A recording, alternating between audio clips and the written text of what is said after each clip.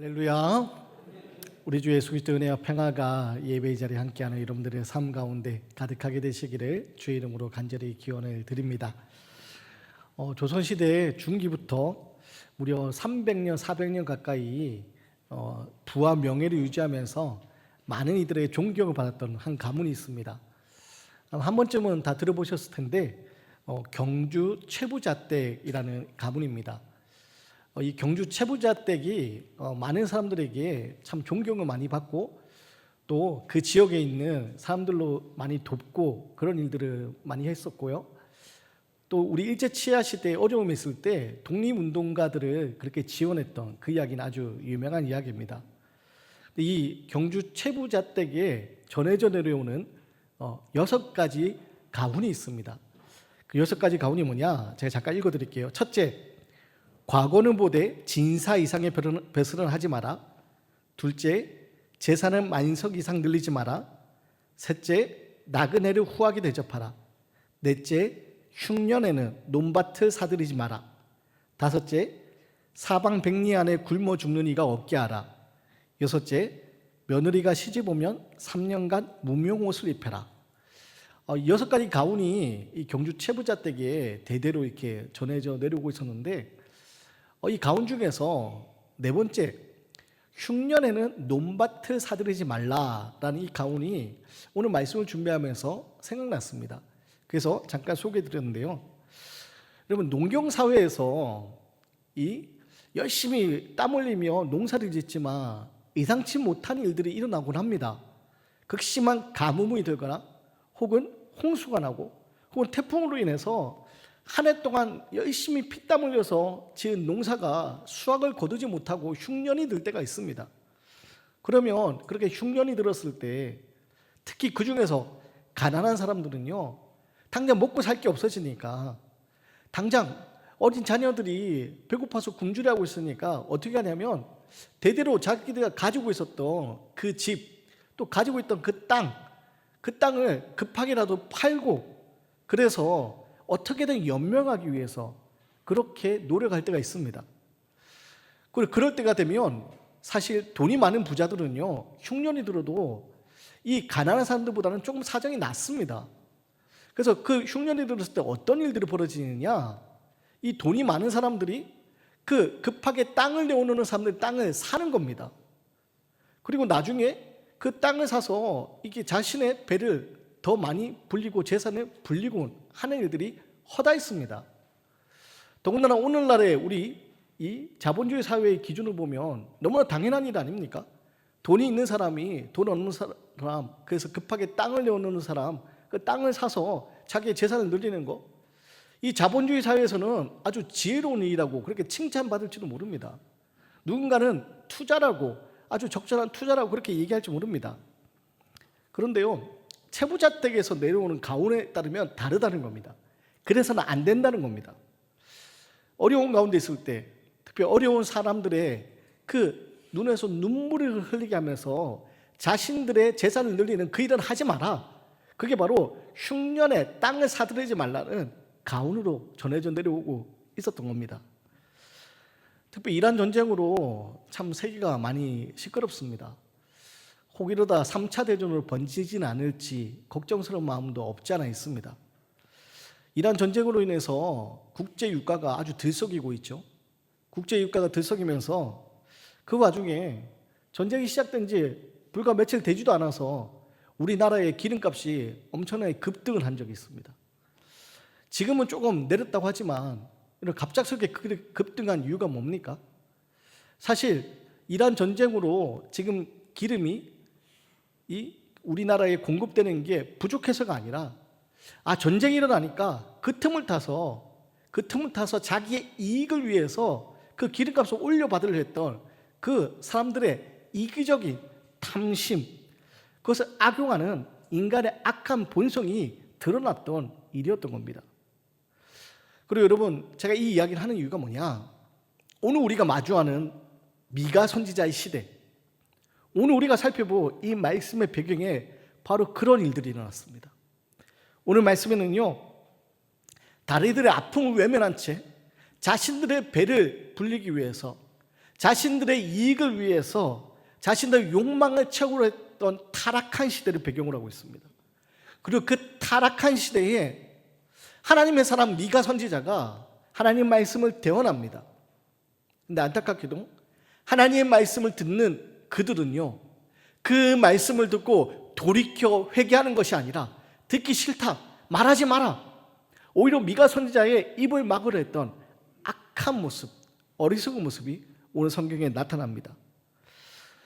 바라기는 하나님의 백성이라 자부하면서도 다른 이들의 아픔을 이용해서 자신의 배를 불리려 했던 인간의 악한 본성이 나타나는 오늘 말씀 앞에, 여러분, 전쟁의 소리가 가득한 이 땅에서 저 머나먼 곳에서 일하는 일하고 내 일이 아니라고 우리는 그냥 구경만 하는 그런 모습이 아니라 오늘 이 미가 선지자의 말씀을 통해서 사순절을 보내면서 우리가 어떻게 하나님의 사람을 살아갈 수 있을지, 지금 나는 하나님 앞에 바로 서 있는지 돌아볼 수 있는 믿음의 시간이 되시기를 주의 이름으로 간절히 기원드립니다. 오늘 말씀 배경에 대해서 조금만 다시 설명을 드리면요, 미가 선지자가 활동하던 주전 8세기 후반은요, 이스라엘이 둘로 나누어져 있던 시대입니다. 다윗 왕 그리고 솔로몬 왕 이후에 이스라엘이 북이스라엘과 남유다 왕국으로 나누어집니다. 그리고 그렇게 나누어져 있는 가운데서 그래도 경제적인 다른 이웃 나라들과의 경제적인 무역이 활발해지면서 특히 북이스라엘의 여로보암 2세와 남유다 우시야 왕 때는요, 나름대로 경제적으로 풍성한 그런 호황을 누립니다. 그래서 다른 나라들과의 교역이 활발해지면서 국제무역이 활발하면서 돈이 넘쳐나기 시작하고요, 그래서 돈이 많은 사람들은 상하 침대에서 잠을 자는 것을 당연하게 여길 정도로 그렇게 호황을 누렸습니다.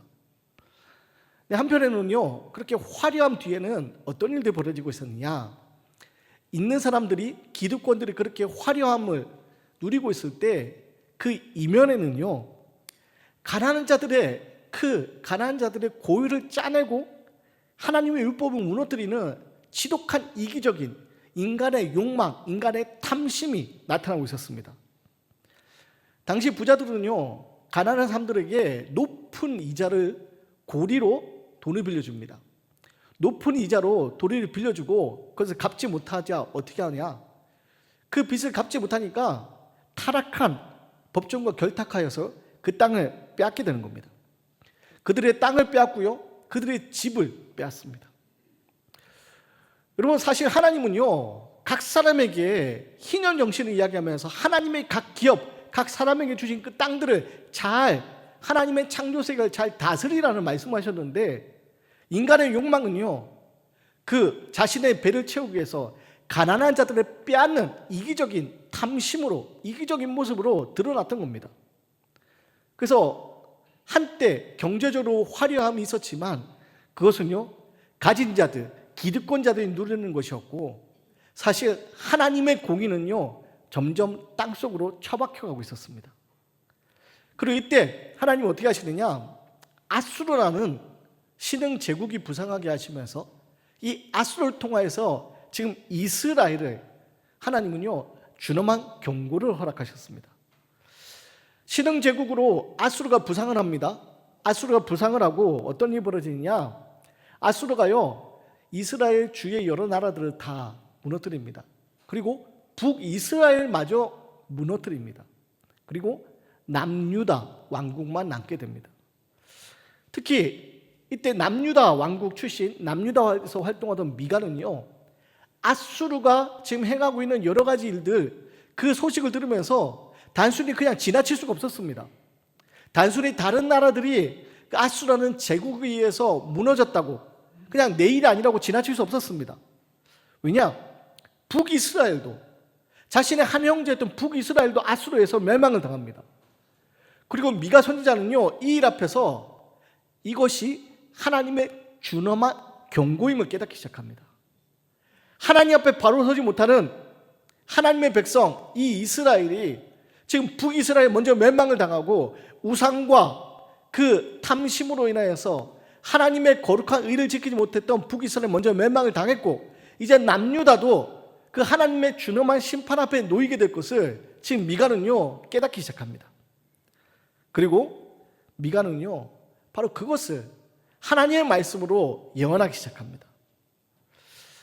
실제로 아수르 왕 사네리브 왕은요 예루살렘 성문 앞까지 와서 예루살렘 포위한 적도 있습니다. 근데 안타까운 게 뭐냐, 이런 아주 심각한 위기가 닥쳐오고 있음에도 불구하고 지금 남유다 안에 있는 그 기득권들을 어떻게 하느냐, 나라가 지금 풍전등화 바람 앞에 등불처럼 무너지게 생겼는데, 지금 북이스라엘은 지금 이미 무너졌고 남유다도 지금 언제 무너질지 모르는 그런 상황인데, 남유다 왕국의 지도층은요 여전히 자기들의 배를 불리는 데만 혈안이 돼 있었습니다. 그래서 이 전쟁의 공포 속에서 피난 가는 이들을 보호하기는커녕 오히려 그 혼란을 틈타서 헐값에 나온 땅을 사들이면서 이웃의 생계수단을 착취하고 있었습니다. 나라의 존망보다 자신들의 통장의 장구가 중요했던 바로 이들의 타락한 모습이 오늘 말씀의 배경이 됩니다. 그리고 이 말씀은요 오늘 이 시대를 살아가는 우리들의 모습과 너무나도 흡사하다는 사실을 깨닫곤 합니다. 사랑하는 여러분, 특별히 그 어느 때보다도 오늘 미가 선지자의 이 외침이 필요한 이 시대를 우리가 살아가고 있는데, 오늘 이 말씀 앞에 여러분 과연 미가 선지자가 무엇을 외쳤고 하나님이 이스라엘에게 무엇을 요구하셨고 또 이스라엘 거기에 어떻게 반응했는지를 돌아보면서 오늘 우리를 향하신 하나님 말씀에 귀를 기울이시기 바랍니다. 미가 선지자는요 오늘 1절 말씀을 통해서 그 죄가 어디에서 시작되는지에 대해서 이야기합니다. 우리 1절 말씀, 2장 1절 말씀 같이 읽겠습니다. 시작. 그들이 침상에서 죄를 꾀하며 악을 꾸미고 날이 밝으면 그 손에 힘이 있으므로 그것을 행하는 자는 화 있을진저. 여기 1절에 등장하는 침상, 이 침상은요 히브리어로 미시카브라는 단어를 씁니다. 침상 미시카브. 원래 이 미시카브는 어떤 자리가 되느냐, 하루 동안 열심히 힘든 노동을 마치고 이제 집에 들어와서 하루의 모든 것을 다 마무리하고 다 정리하고 이제 잠자리에 들면서 하나님이 내게 허락하신 은혜들을 돌아보면서 하나님께 집중하는 시간, 그 자리, 그게 바로 미시카브, 이 침상이 되어야 됩니다. 그런데 여러분 어떤 일이 벌어집니까? 이 침상에서 지금 하나님이 내게 베풀어진 은혜를 기억하고 또 하나님과 마주하면서 하나님께 집중해야 될 이 침상 미시카브에서 지금 악한 이들은 무엇을 하고 있습니까? 하나님을 생각하지 않습니다. 하나님을 바라보지 않습니다. 그 침상에서 그들은요 자신들이 어떻게 하면 더 많은 것을 가질 수 있을까? 어떻게 하면 내가 더 많은 재산을 가질 수 있을까? 어떻게 하면 저것을 빼앗을 수 있을까? 그런 악한 일을 구상하는 것에 혈안이 되어 있다는 겁니다. 시편 4절 4절에서 다윗은 뭐라고 고백하냐면 이렇게 고백합니다. 자리에 누워 심중에 말하고 잠잠할지어다. 자리에 누워 심중에 말하고 잠잠할지어다. 무슨 말이냐? 이 침상 미시카브에서 우리 믿음의 사람들은 하나님께 집중하면서 잠잠하게 하나님의 음성 귀를 기울여야 되는데 지금 악한 이들이 그렇게 하지 않고 있다는 겁니다. 오늘 악한 이들은 이 침상에서 하나님께 집중하는 것이 아니라 어떻게 하면 저것을 내 것으로 만들 수 있을까? 그 작전을 세우고 있는 악한 일을 계획하고 있는 바로 그 자리가 오늘 침상이라는 겁니다. 지극히 고요하고 은밀해야 할 그 시간, 하나님을 바라봐야 될 그 시간에 악한이들은요 하나님을 생각하지 않고 하나님을 바라보지 않고 어떻게 하면 저것도 내 것으로 만들 수 있을까? 어떻게 하면 저걸 내 것으로 만들 수 있을까? 내가 저것을 만들기 위해서 이렇게 해야지, 이렇게 해야지. 밤새 그것을 생각하면서 아침이 되면 손에 힘이 있으므로 그것을 행한다. 밤새 악한 일을 계획하고 아침이 밝았을 때 그것을 행한다. 악한 일을 행한다. 미가 선지자는요 바로 그것을 지금 고발하고 있습니다. 지금 나라는 큰 위기에 빠졌는데 또 이것이 단순히 어떤 힘의 논리가 아니라 하나님이 이스라엘을 심판하시는 영적인 심판인데, 정작 영적인 심판 앞에 선 이스라엘은 그것을 듣지 못하고 그것을 깨닫지 못하고 어떻게 하면 내가 더 많은 것을 가질 수 있을까? 악한 일을 계획하고 있는, 그리고 그것을 행하고 있는 어리석은 모습이 그 땅에 만연했다는 겁니다. 사랑하는 여러분, 오늘 이 말씀 앞에 우리들의 미시카부, 우리들의 침상은 어떻습니까? 지금 우리가 사순절을 지나고 있는데, 사순절 어느덧 벌써 절반이 지나갔는데, 여러분, 우리는 이 침상에서 무엇을 하고 있습니까?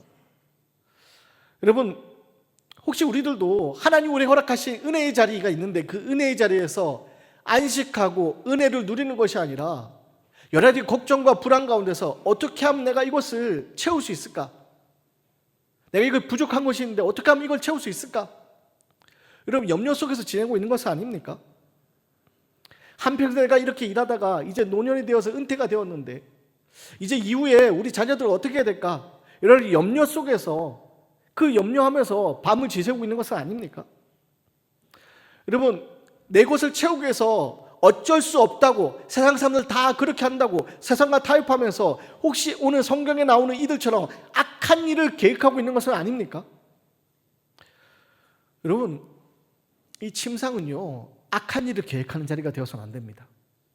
이 침상은요, 악한 일을 생각하는 자리가 되어서는 안 됩니다. 이 침상에서 우리는요, 고요히 하나님을 바라보고 하나님을 의지하는, 하나님만 바라보는 그런 믿음의 사람이 되어야 됩니다. 사순절, 우리는요, 어떻게 하면 이 땅에서 내가 보다 더 편안하게 살 수 있을까? 보다 더 많은 것을 가질 수 있을까? 그것을 계획하는 것이 아니라 어떻게 하면 내게 임한 하나님의 은혜를, 그 십자가 은혜를 내가 누릴 수 있을까? 그것이 단순히 나를 복되게 하는 것이 아니라 이 땅을 복되게 하는, 어떻게 하면 우리를 복되게 하는 일일까? 하나님 나를 통해 무엇을 하기 원하실까? 바로 그것을 생각하고 기도하는 자리가 되어야 된다는 겁니다. 사춘기 시절 참 개인적으로 많은 방황을 했습니다.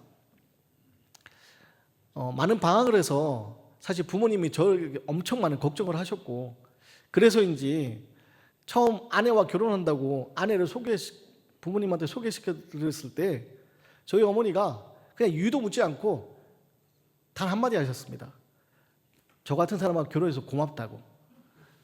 왜냐하면 부모님 입장에서는요, 항상 걱정거리였어요. 사춘기 시절 참 많은 방황을 했고, 그로 인해서 부모님이 걱정을 많이 하셨습니다. 그런데요, 사춘기 시절 저를 지탱해 주었던 자리가 있습니다. 그게 뭐냐? 바로 이 침상이었습니다. 사춘기 시절 하나님의 은혜를 경험하면서 제가 무엇을 하기 시작했냐? 잠자리에 들면서 자기 전 하나님 앞에 기도하기 시작합니다. 여전히 세상 속에 있을 때, 여전히 학교 가운데, 여전히 친구들과 있을 때 그 세상 속에서 유혹 속에서 흔들리고 방황하지 마. 다시 침상의 자리에서 하나님 앞에 기도합니다. 하나님, 오늘 이렇게 제가 하나님 말씀대로 살지 못했습니다. 용서해 주십시오. 내일은 그렇게 살지 않기 원합니다. 이겨낼 수 있는 힘을 주십시오. 침상의 자리에서 꼭 하나님 앞에 기도했습니다. 때로는 무릎 꿇고 기도하다가 너무 피곤해서 무릎을 꿇을 수 없을 때는요, 누워서 잠들기 전 하나님 앞에 그렇게 기도했습니다. 그런데요, 그 자리가 결국 제 영혼을 지키는 자리였고, 결국 그 자리를 통해서 저는 이 자리까지 올 수 있었습니다. 사랑하는 여러분, 여러분의 침상은 어떻습니까? 여러분은 지금 세상 가운데서 혹시 세상 유혹 가운데 흔들리면서 악한 일을 생각하면서 악한 일을 계획하고 있는 것은 아닙니까? 여러분, 우리는 이 침상의 자리에서 악한 일이 아니라 하나님을 생각할 수 있어야 됩니다. 하나님을 바라볼 수 있어야 됩니다. 바라기는 사순절을 보내면서 여러분, 우리가 하나님을 고요히 바라보며 하나님을 묵상하며 하나님의 은혜를 고백할 수 있는 믿음의 사람으로 다시 거듭나게 되시기를 주의 이름으로 간절히 기원드립니다. 여러분, 그런데요, 오늘 미가 선지자가 이 악한 이들을 향해서 이렇게 외칠 때 하나님의 공의를 선포했을 때 어떤 일이 벌어지느냐? 지금 하나님의 사람, 예언자, 선지자가 지금 너희들 악한 일을 이렇게 해가며 심판이 임할 것이다 라고 이야기하는데, 그 말을 듣는 그럼 이스라엘이, 남유다 백성들 어떻게 반응하느냐? 그 하나님의 음성을 듣고 그들이요, 내가 이렇게 하면 안 되는구나, 내가 잘못했구나, 돌이켜야 되는데 그러지 못합니다. 우리 6절 보면요, 우리 6절 말씀 같이 한번 읽어보겠습니다. 6절 같이 읽습니다. 시작. 그들이 말하기를 너희는 예언하지 말라. 이것은 예언할 것이 아니거늘 욕하는 말을 그치지 아니한다 하는도다. 여러분, 미가 선지자가 지금 아수르를 통하여서 심판을 당한 북이스라엘 모습을 보면서 또 남유다에서 일어나고 있는 약한 일들을 보면서 이대로 가면 하나님이 심판하실 것이다, 그 심판의 이야기를 지금 전해주었을 때 그 심판의 이야기를 듣는 그 백성들이요, 또 지도자들이요, 미가 선지자의 그 말씀을 듣고 회개하는 것이 아니라 뭐라고 하냐면 너희는 예언하지 마라. 너희는 예언하지 마라. 무슨 소리입니까? 듣기 싫다는 겁니다. 듣기 싫은 소리 하지 말라고. 왜냐? 그 말씀이 자기를 찌르니까, 그 말씀이 자기를 불편하게 하니까 듣기 싫다고. 더 이상 그 이야기 하지 말라고. 그러면 잘못된 일에 대해서 선지자가 예언의 말씀을 하는데 그 말씀을 듣고 돌이켜야 되는데 돌이키는 것이 아니라 오히려 듣기 싫다고, 더 이상 말하지 말라고.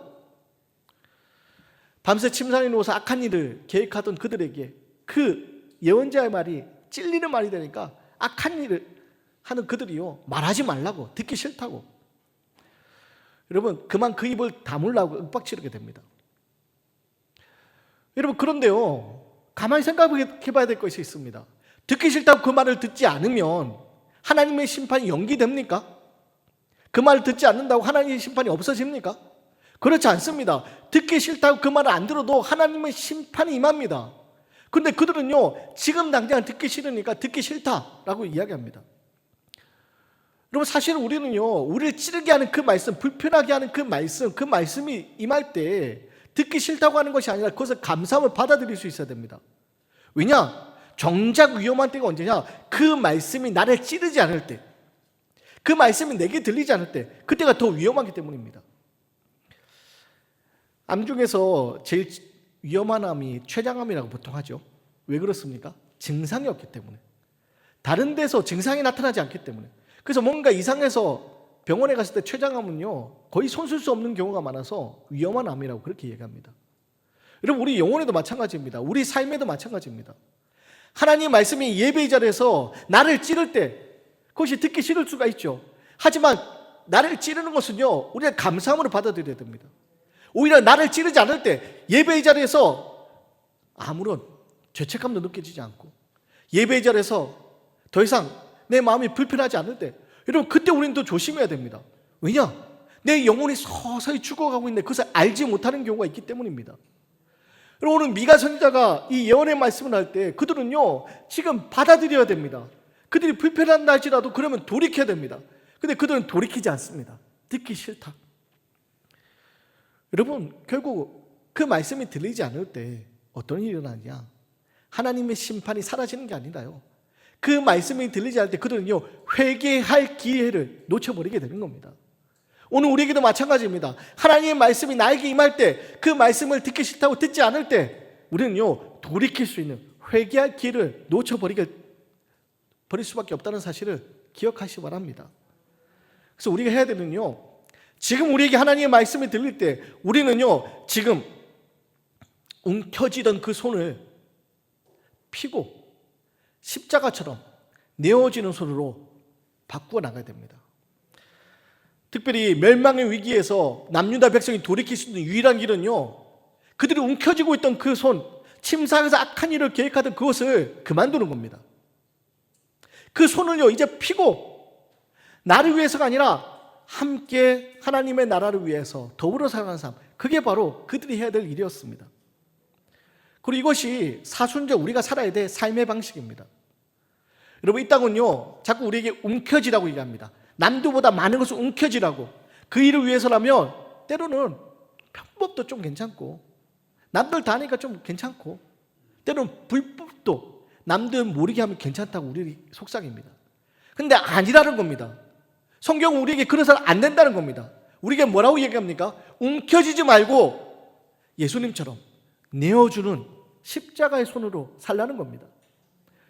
여러분, 사순절 우리가 십자가를 묵상하고 있습니다. 왜 묵상합니까? 여러분, 세상은 움켜쥐라고 하지만 예수님은요, 우리에게 모든 것을 다 내어주셨습니다. 모든 것을 가질 수 있는 그 손을 가지신 그 예수님이요, 가장 높은 곳에 계셔야 될 그 예수님이요, 가장 낮은 곳에 이 땅에 오셨고, 예수님 우리에게 어떤 모습을 보여주셨습니까?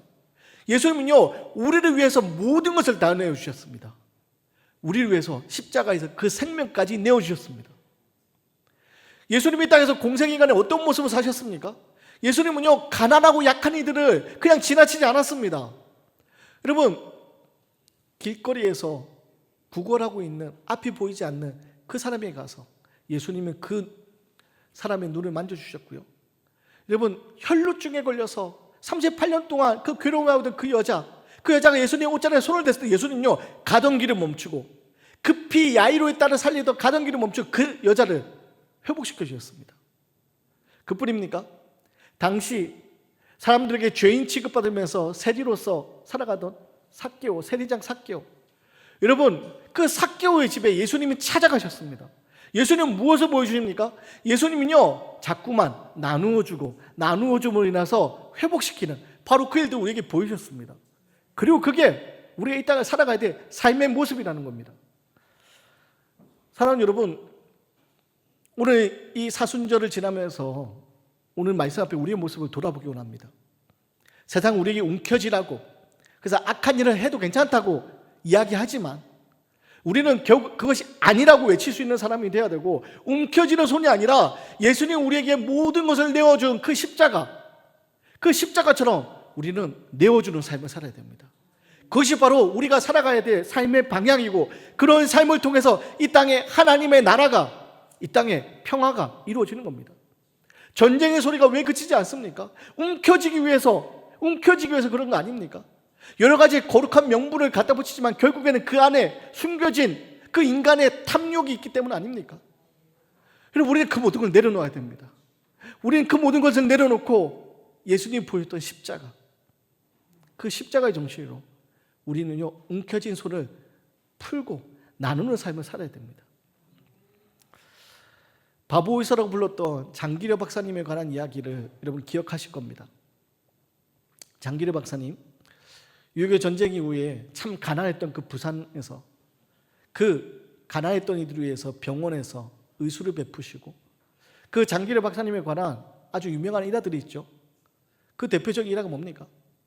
영양실조에 걸린 그 환자가 찾아왔는데 진단해보니까 이거는 영양실조인데, 정작 그 환자가 병원비도 제대로 없는 사람이니까 처방전에 뭐라고 써줍니까? 처방전에 이렇게 써줍니다.